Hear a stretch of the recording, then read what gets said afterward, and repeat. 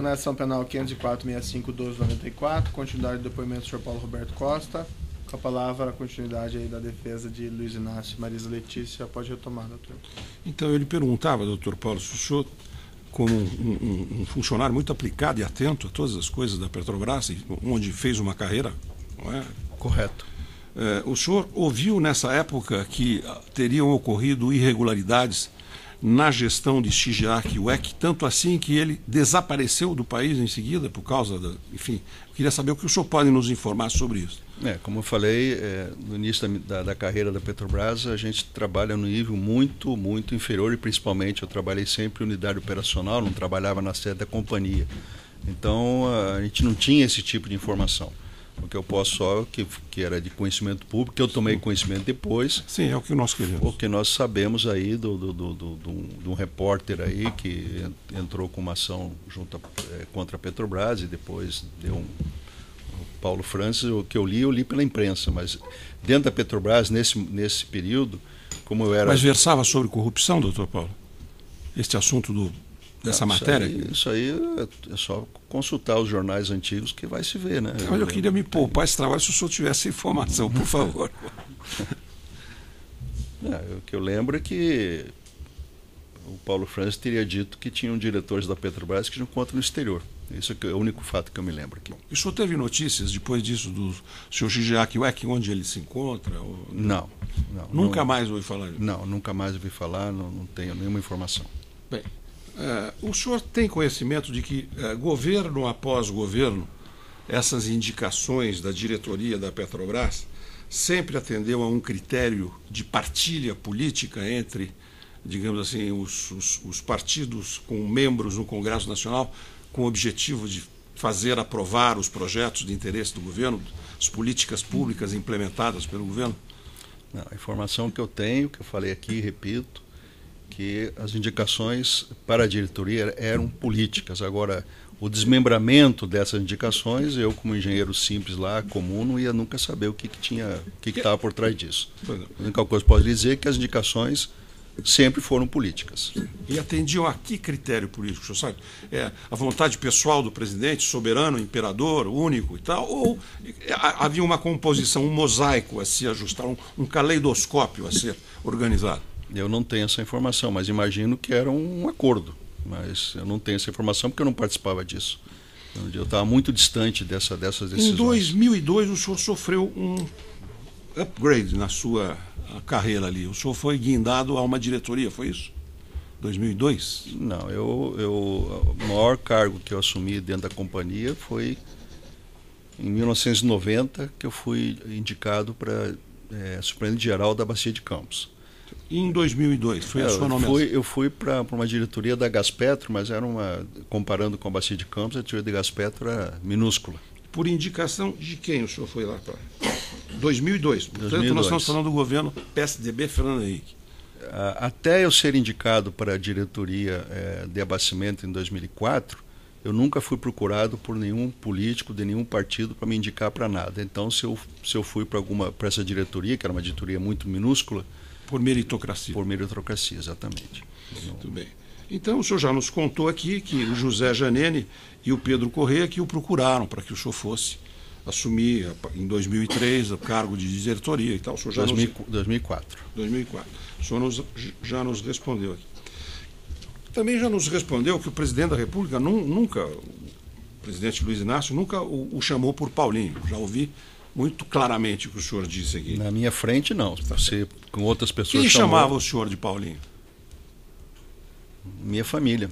Só a sua família? Era um familiar. Apelido familiar? Apenas isso? Muito bem. Me fale um pouco, doutor Paulo, por favor,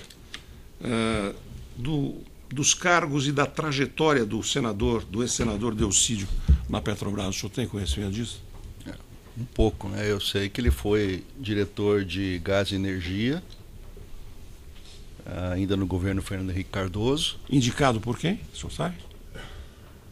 Não, essa informação eu não tenho, mas com certeza o presidente avalizou a indicação dele, como era de praxe em qualquer indicação. Mas eu trabalhei, inclusive, subordinado na época diretor de Elcídio, eu era da área de gás e trabalhei subordinado a ele. E nesse convívio o senhor não teve conhecimento dos contatos políticos, dos padrinhos políticos dele? Não tive. Mas de toda sorte foi no governo Fernando Henrique. Ele era do PSDB nessa época? Ele mudou tanto de partido que eu não posso nem lhe dizer. Eu sei que uma época ele era PMDB. Não sei. Para nós formos mais rápido. Não sei. Muito bem. Uma outra pergunta. No governo Luiz Inácio Lula da Silva, não sei se nos demais também, mas neste especificamente, que é o objeto do meu interesse, os diretores nomeados para a Petrobras, para a distribuidora, ordinariamente, salvo raríssimas exceções, eram aproveitados dos quadros funcionais dessas empresas? Na diretoria da Petrobras, quando eu entrei em 2004, existiam 2 diretores que não eram da Petrobras. Os outros eram todos de carreira e de longa data na companhia. Que é o seu caso também. Que é o meu caso, eu já tinha 27 anos de casa. Mas essa era a regra, então. A exceção essa era a regra. Vir indicação política de um outsider, de alguém de fora dos quadros. Eu não sei lhe dizer. Pode dizer que tinham 2 diretores que não eram da companhia na época que eu entrei na diretoria, que era o José Sérgio Gabrielli, que era o diretor financeiro, e o Hildo Sauer, que era o diretor de gás e energia. Os outros eram todos da companhia. E também, na época que eu entrei, o presidente José Eduardo Dutra, que não era da empresa. Tinham 3. Mais 3 perguntas muito objetivas. A primeira é a seguinte. O senhor já visitou, o senhor já esteve, o senhor teve conhecimento direto de qualquer transação relativa ao apartamento do edifício Solares do Guarujá? Não, nenhuma informação. Zero? Zero. Tá. Eu pergunto ao senhor, qual é a razão social integral da OAS?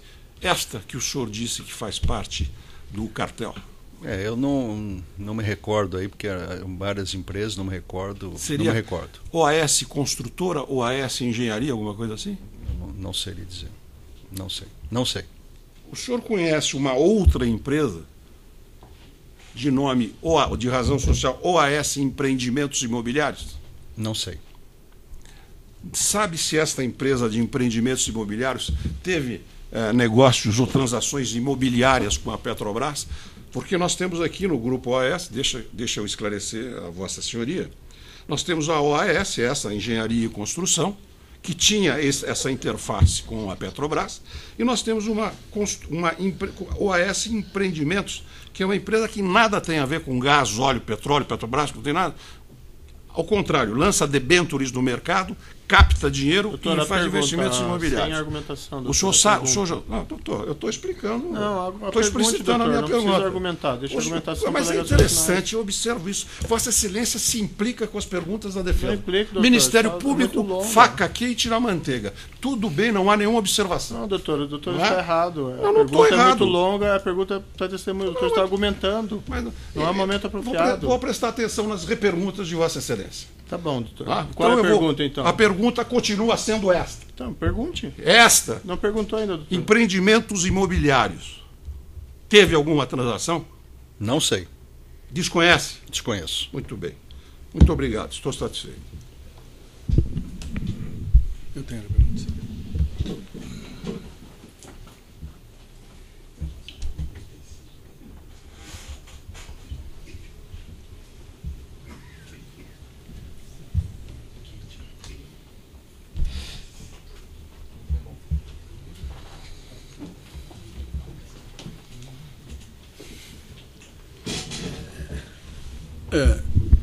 Senhor Paulo Roberto Costa, eu quero, enquanto cumprimento, eu quero aproveitar a oportunidade também para cumprimentar o seu advogado, que nesse instante se levantou.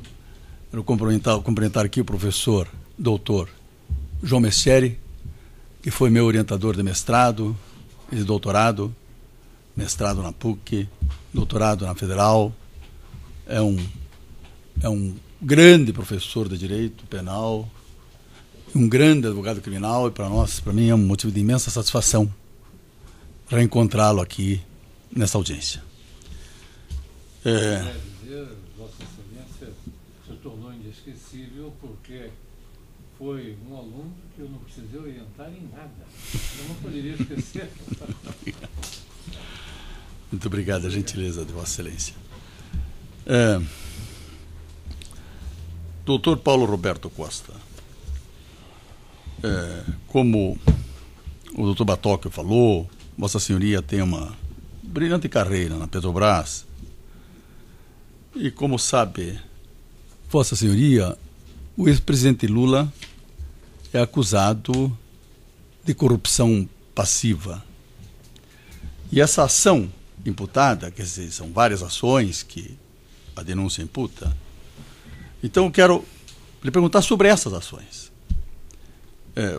Vossa Senhoria era um diretor da Petrobras, diretor de serviços, não? Não, de abastecimento. E tinha um contato muito estreito, evidentemente, com a direção da Petrobras, com o presidente da Petrobras, enfim, com todas as atividades da Petrobras. Então, a pergunta é, se Vossa Senhoria tem conhecimento, e se tem conhecimento, nesse caso, eu vou querer que o senhor explique como tem conhecimento, que o ex-presidente Lula solicitou vantagem indevida em razão do cargo. Não tenho esse conhecimento. Muito bem. Se também na mesma direção, se Vossa Senhoria tem conhecimento de que o ex-presidente Lula aceitou promessa de vantagem indevida também em razão do cargo. Não tenho esse conhecimento. E ainda nessa situação, a terceira pergunta é, se Vossa Senhoria tem conhecimento, e nesse caso se tem, quer dizer, gostaria que Vossa Senhoria explicasse que o presidente Lula recebeu vantagem indevida em razão do cargo. Não tenho esse conhecimento. Não tem conhecimento. Não. Eu teria duas perguntas complementares que também interessam os advogados do Léo Pinheiro e do Agenor Medeiros, mas que interessam também a defesa do ex-presidente Lula. Por isso podem complementar essa pergunta. Se Vossa Senhoria tem conhecimento de que a OAS,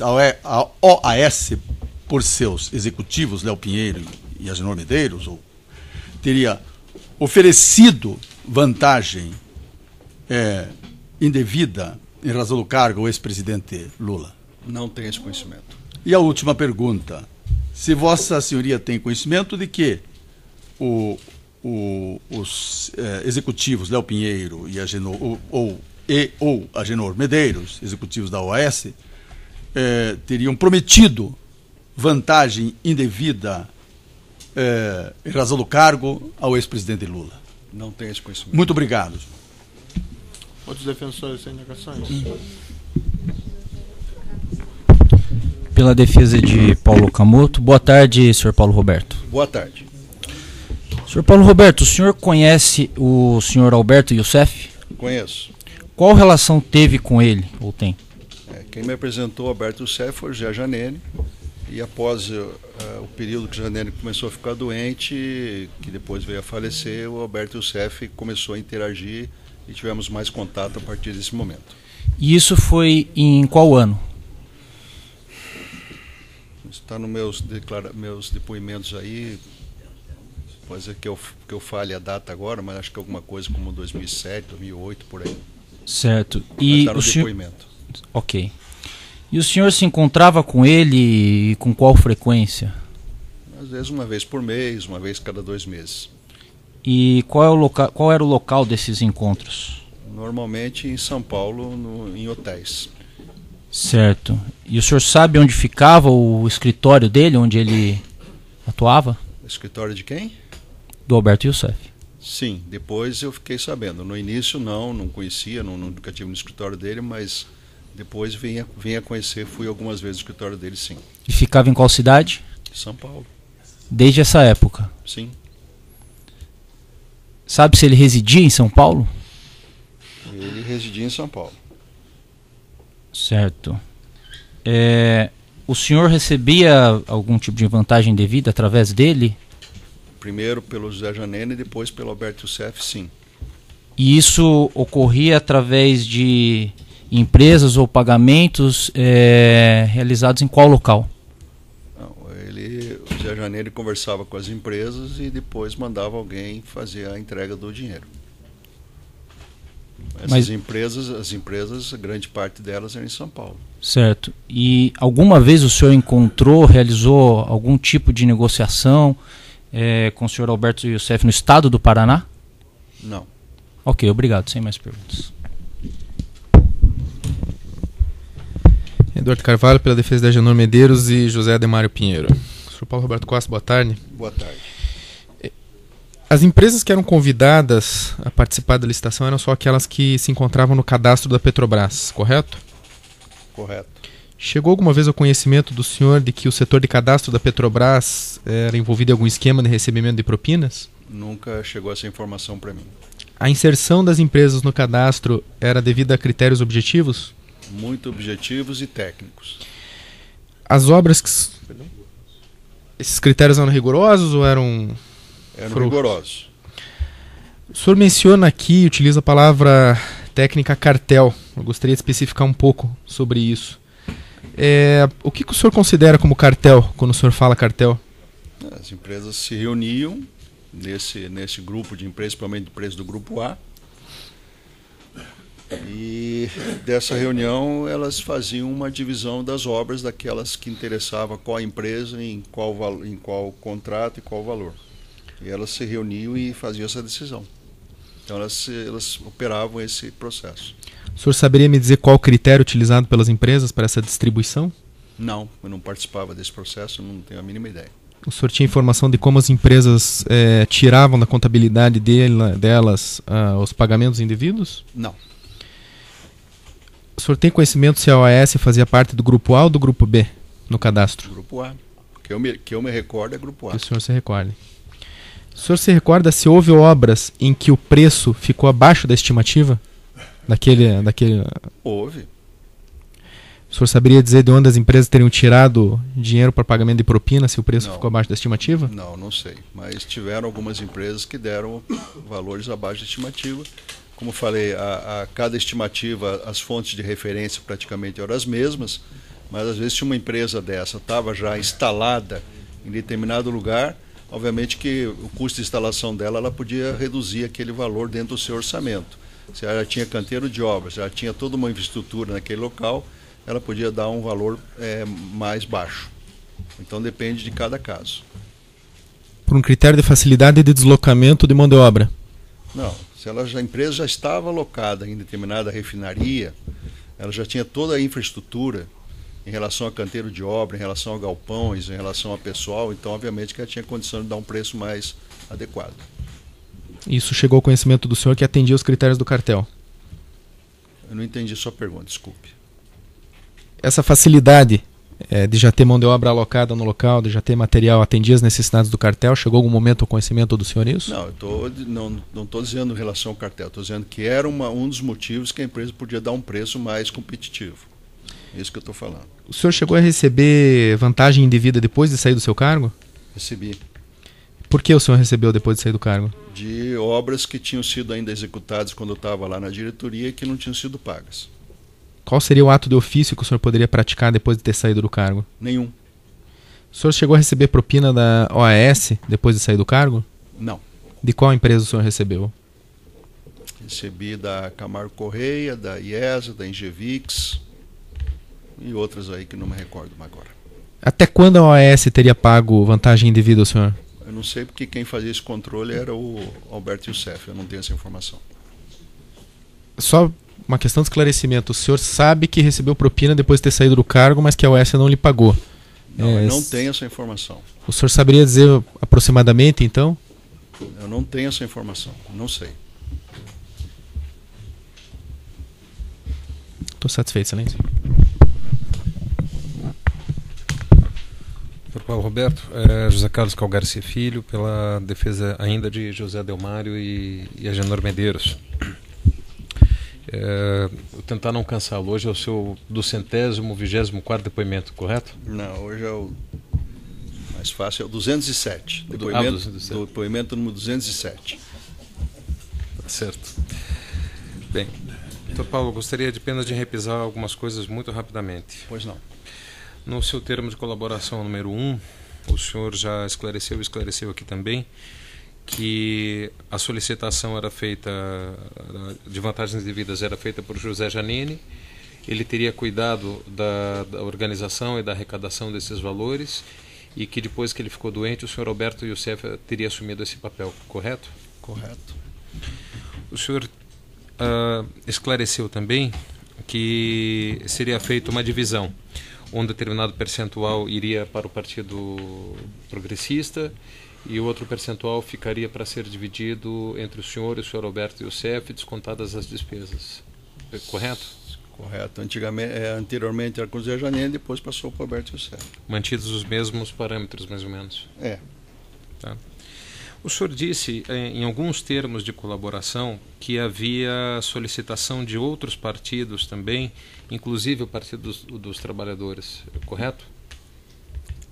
Teve pontos específicos em relação ao Partido dos Trabalhadores, né? Porque, como eu falei, a diretoria que, vamos dizer, colaborava bastante com o Partido dos Trabalhadores era a diretoria de serviço. Mas eu tive algumas solicitações específicas do Partido dos Trabalhadores, sim. Tá. E o senhor disse, em alguns termos de colaboração, que quando havia solicitações de outros partidos, por exemplo o PT, o senhor cita também o PSB e o PSDB, que nesses casos não havia a retenção da comissão que o senhor e o senhor Alberto Youssef normalmente faziam. É correta essa afirmativa? Desculpe, eu não podia perguntar pois de novo. Não, claro. Não entendi a sua pergunta. Então vamos lá. O senhor disse que quando o dinheiro era destinado ao Partido Progressista, o senhor e o senhor Alberto Youssef retinham um determinado valor. E alguns termos de colaboração, o senhor disse que quando havia uma solicitação de outros partidos, não havia esse desconto, vamos dizer assim, desculpa, uma taxa de administração. Essa comissão. Está correto. Era as informações que o CEF, primeiro o Janine e o CEF passavam. Essa é a informação. Que eu tinha era essa informação. Correto. Passada pelos dois. A denúncia diz que os valores, quando eram recebidos pelo senhor Alberto, solicitados por Vossa Senhoria, ou pagos a Vossa Senhoria e arrecadados pelo senhor Alberto Youssef, que esses valores já compreendiam também a parte destinada a agentes políticos e agremiações políticas. É correta essa afirmação da denúncia? Não, o valor primeiro era já separado 60% para a classe política, depois que era repassado o restante. Sim, mas vamos dizer, do 100% que era recebido pelo senhor Alberto Youssef, já estava compreendido a parte das agremiações políticas e agentes políticos? Sim. Dentro dos 100% ele recebia e passava os 60% para o Partido dos Políticos. Sim. É correto dizer que não havia primeiro uma solicitação para o senhor e depois uma nova solicitação para agentes políticos e agremiações políticas? É correto. Ou seja, tudo fazia parte de um mesmo pedido, de uma mesma solicitação. Certo. De uma mesma vantagem devida. Está correto. Tá certo. O senhor disse, no seu termo de colaboração número 9, que chegou ao seu conhecimento uma solicitação de ajuda de campanha de um membro do governo federal, do então ministro do Planejamento, o senhor Paulo Bernardo. O senhor se lembra desse fato? Lembro, tem um depoimento meu específico sobre isso. Exato, é o termo de colaboração número 9. O senhor disse que essa solicitação lhe chegou a partir do senhor Alberto Youssef. Foi o que me recordo, exatamente isso. É correto dizer, então, que quando havia uma solicitação específica por parte de um agente político, o senhor tinha conhecimento de quem era esse agente político? Não posso lhe garantir que 100% dos casos eu tenha tido essa informação, mas normalmente sim. Normalmente sim. Em relação especificamente à pessoa que está sendo acusada aqui, o senhor Luiz Inácio Lula da Silva, o senhor disse agora, respondendo à pergunta da defesa do senhor Luiz Inácio Lula da Silva, que não tem conhecimento se ele solicitou, se recebeu, se houve pagamento de propina destinado a ele. Eu não tenho conhecimento e, pessoalmente, para mim, nunca tivemos essa conversa. Ótimo. Eu gostaria apenas de saber o seguinte: dentro da sua vivência dentro da Petrobras, o senhor ouviu alguma informação, alguma conversa, fofoca, teve em conhecimento, pelo menos indireto, de que o valor destinado às empreiteiras servia também de pagamento à presidência da República? Não tenho esse conhecimento. Dos valores que foram solicitados ao senhor pelo Partido dos Trabalhadores, em algum momento esses valores foram vinculados à pessoa do ex-presidente da República? Não, nunca soube disso. Tá. Mais algumas perguntas, Excelência.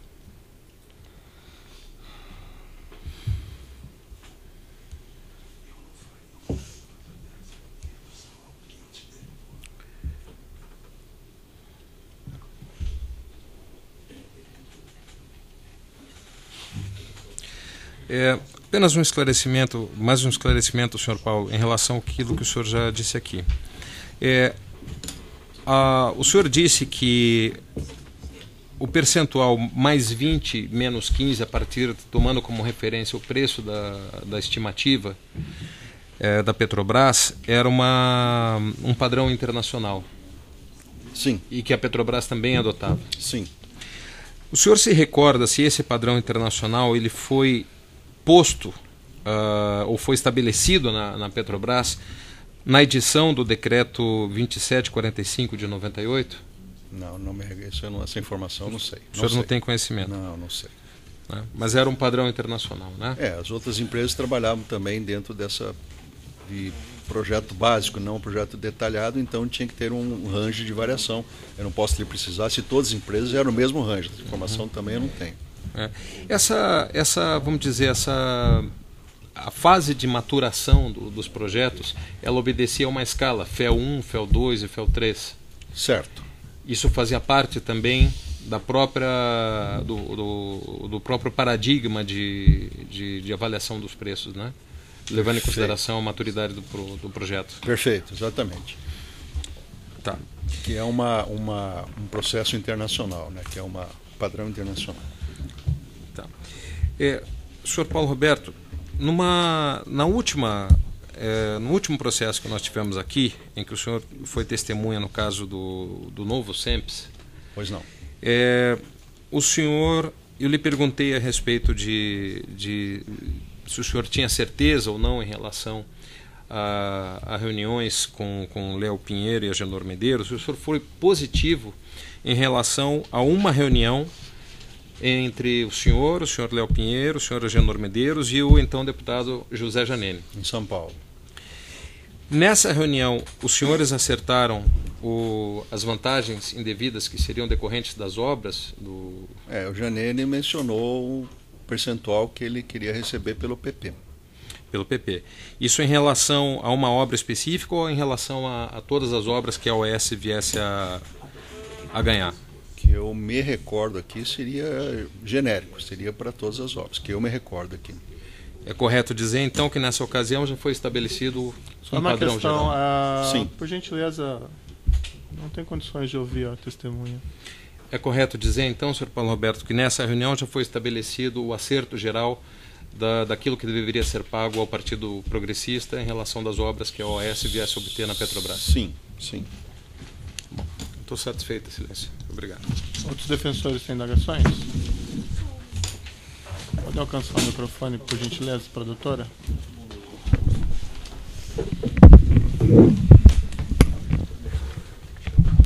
Boa tarde, senhor Paulo Roberto da Costa. Boa tarde.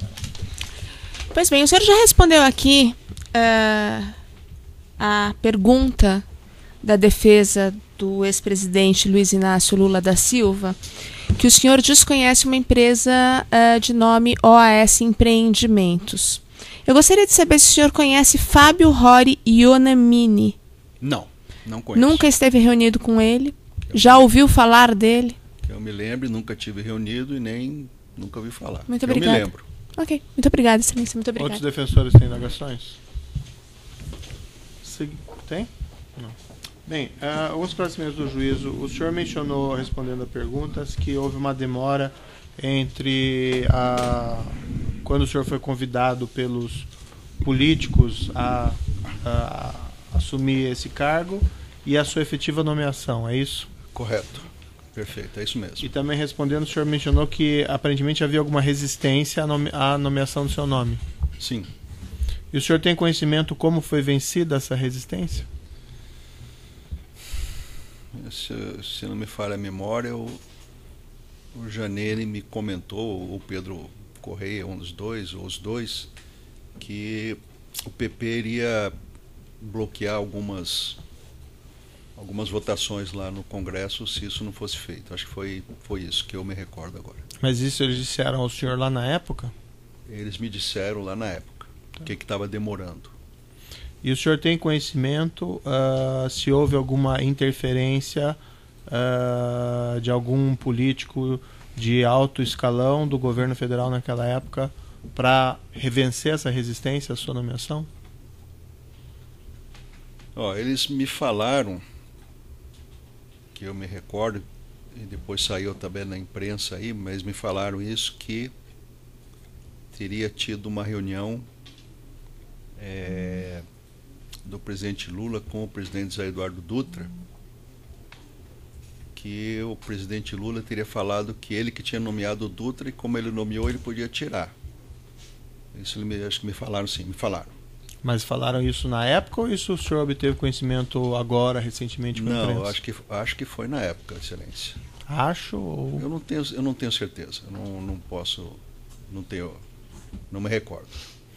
E o senhor mencionou também, respondendo algumas perguntas, que o senhor teria tido algumas reuniões discutindo obras ou projetos na quais estaria presente também o ex-presidente Luiz Inácio, é isso? Sim.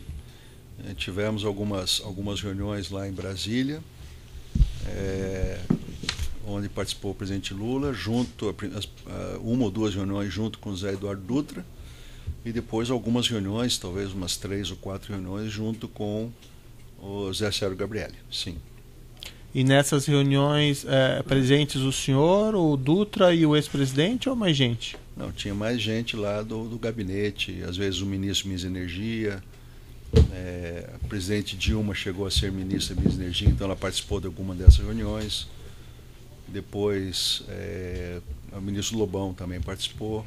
Mas eram então reuniões com muitas pessoas ou um número reduzido de pessoas? Normalmente, entre assessores e outros, normalmente 6, 7 pessoas. Certo. E o senhor mencionou aqui cerca então de, se não sei se entendi errado, 2 com o ex-presidente Dutra e quantas com? Talvez umas 4 ou 5 com o Gabrielli.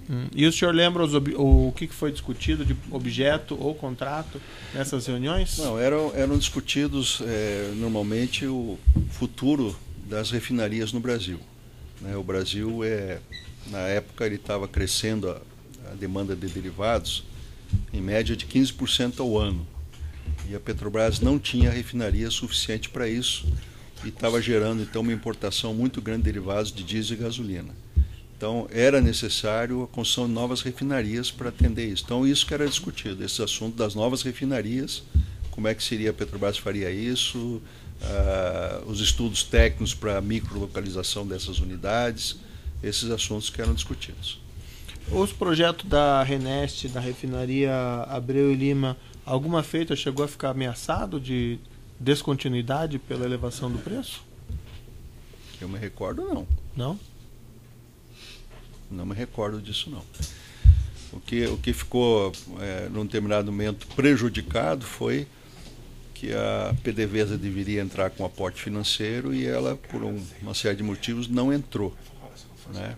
Agora, a refinaria, ela sofreu vários ajustes de preço, porque a parte de materiais tinha aumento de preço, a variação de dólar tinha aumento de preço, e ocorreram, melhor lembrando agora, ocorreram na diretoria algumas discussões em relação a esse aumento de preço, ocorreram sim. E aí até gerou algumas reuniões, que eu me lembro, estou me recordando agora, algumas reuniões até com o governo do estado de Pernambuco, para trabalhar a parte de incentivos fiscais para poder tornar até o projeto com valor presente líquido positivo, que estava com dificuldades.